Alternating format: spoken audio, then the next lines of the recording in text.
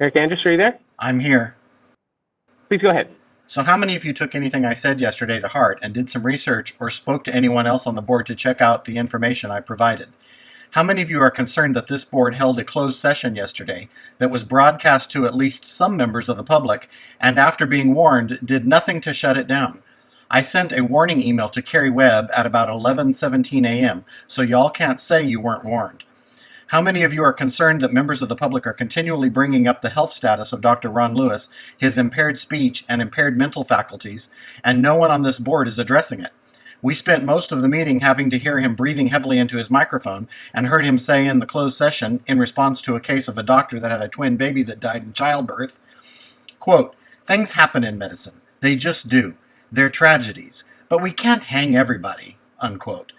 And by everybody, he meant his fellow doctors. But we're expected to believe that this board is completely unbiased. Baloney. He just proved otherwise. I wonder how that twin baby's family would feel knowing what he said. I think I'll contact them and let them know how he feels about disciplining that doctor. After hearing what he said, how many of you are concerned, especially concerning the doctor members of this board, that there is clearly a bias to protecting bad doctors? Is it any wonder that only 4% of the complaints end up with any discipline with that kind of attitude rampant with this board?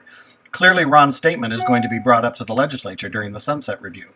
We also heard Carrie reprimand the panel members because they were using the term punish. She replied that the board doesn't have the ability to punish. I call bullshit on that.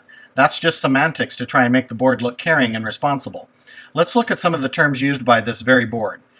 Public reprimand. How does reprimand not denote punishment? On every single accusation this board publishes, it lists all the causes for discipline. Several of those include categories like gross negligence and sexual assault. Now, if this board finds evidence that these causes are true, would it not be irresponsible to not punish the doctor for that? If a doctor kills a patient with gross negligence, like in my sister's case, or does a surgery wrong, leaving a patient with ongoing medical problems for life, like in my case, and the investigation found that there was enough evidence showing it all to be true, would it be appropriate to say, "Dr. So-and-so, we have found you to be guilty of gross negligence and or sexual assault, but as a board, we have decided to just rehabilitate you. We're not allowed to punish you." Here's a little slap on the wrist that we call a public reprimand. Now go on your merry way and try not to harm any other patients.